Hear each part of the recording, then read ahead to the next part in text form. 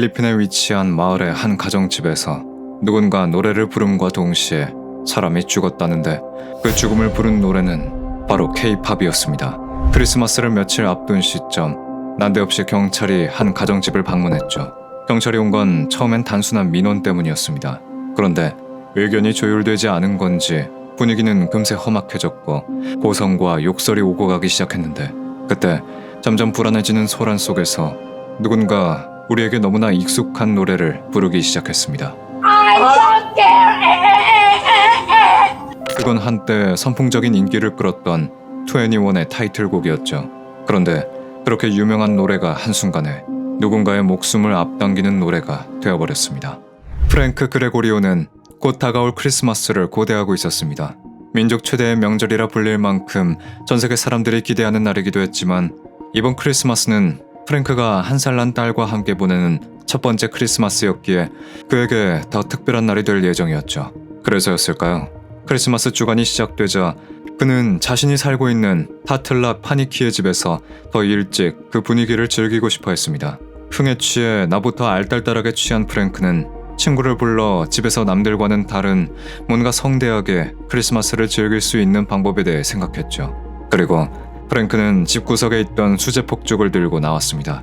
분위기를 달아오르게 만들 생각에 얼굴이 잔뜩 상기된 그가 마당으로 향하자 집에 있던 가족들과 사촌들도 따라 나왔는데 그중엔 프랭크의 어머니인 소니아 그레고리오도 있었죠.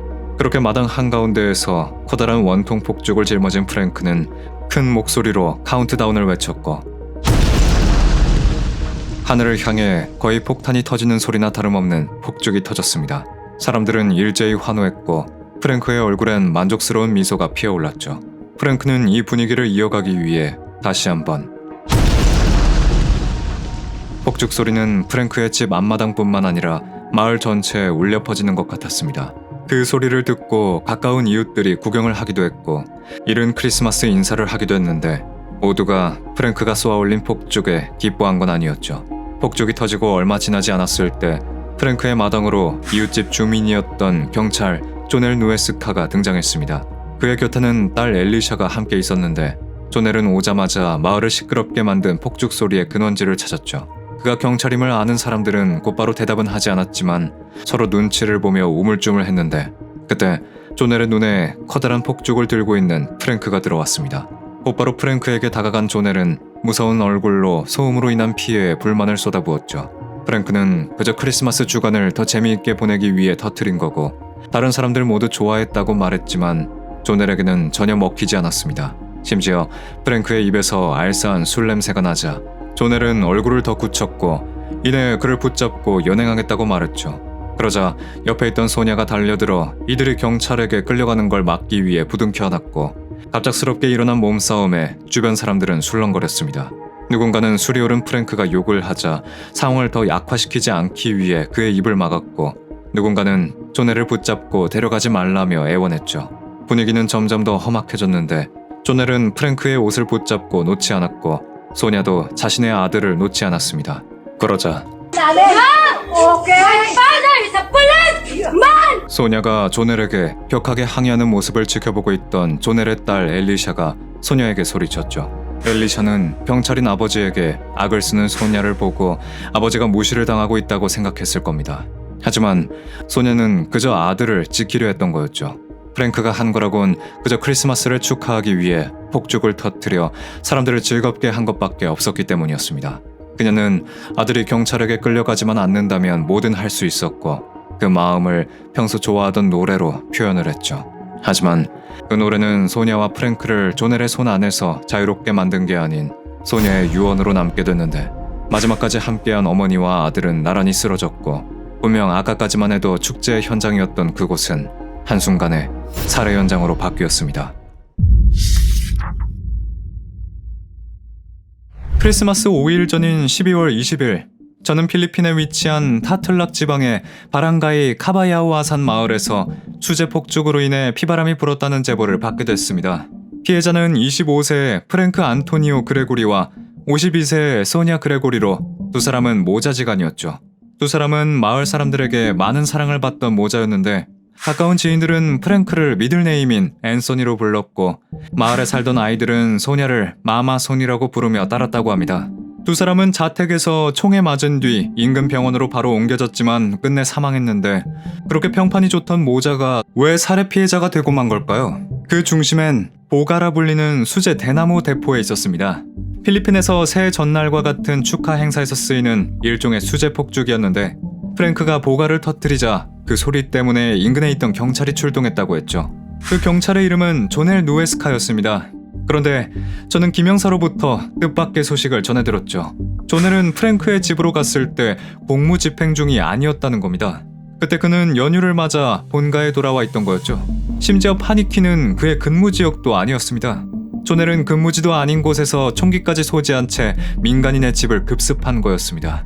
그리고 무장하지 않은 두 모자를 자신의 딸이 보는 앞에서 총으로 쏴 죽였죠.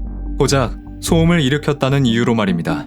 총격은 오후 5시 10분에 일어났고 약 20분 뒤에 파니키 경찰서에 신고가 접수됐죠.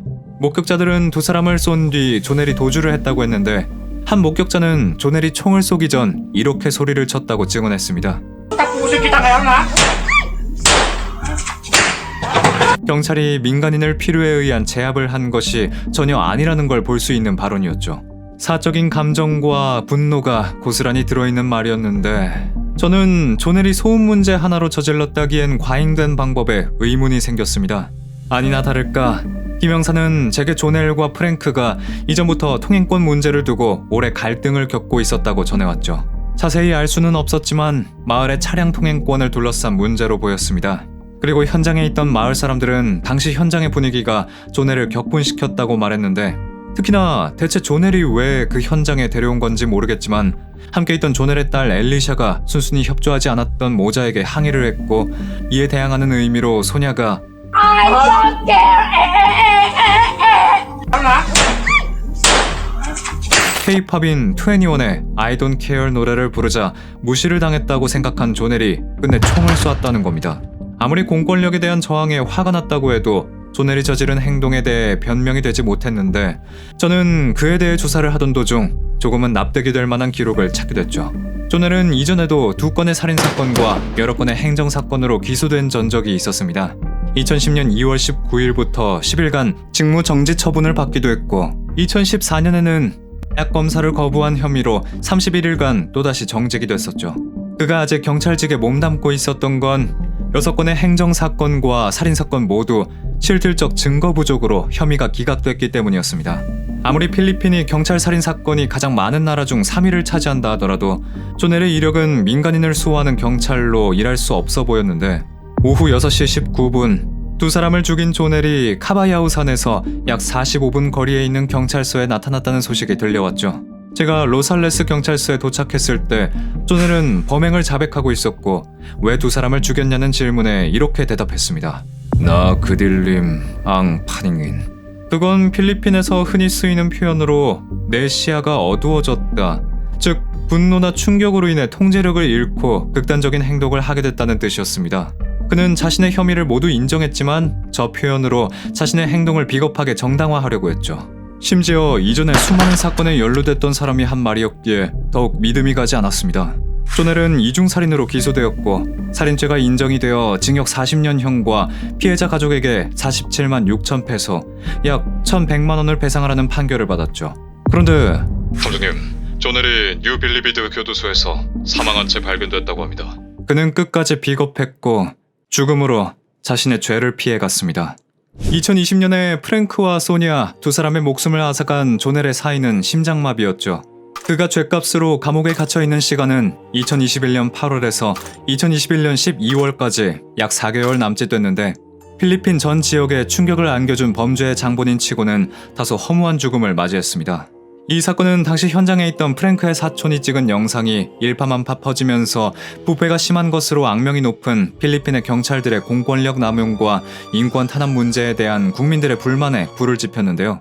사건 발생 하루 만에 수많은 네티즌들과 유명인이 소셜미디어를 통해 위와 같은 해시태그 운동을 벌였고 프랭크 모자를 위한 정의가 실현되기 위해 엄격한 수사를 할 것을 촉구했죠.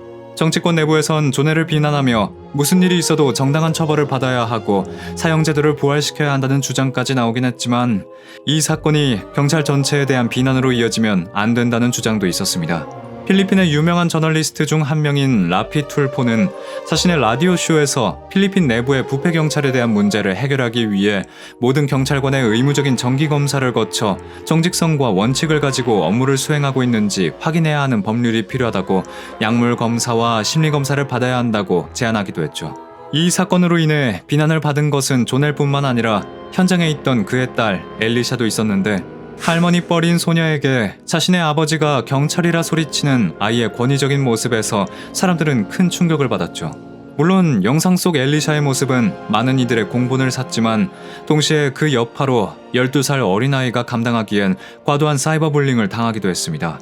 또한 여담으로 소녀의 마지막 유언이 되어버린 2NE1의 I don't care에 대한 관심도 오르기도 했는데, 이렇게 죽음을 함께한 모자는 필리핀 사회에 많은 영향을 끼치긴 했지만 유감스러운 것은 그로 인해 본질적인 문제는 해결되지 않았죠.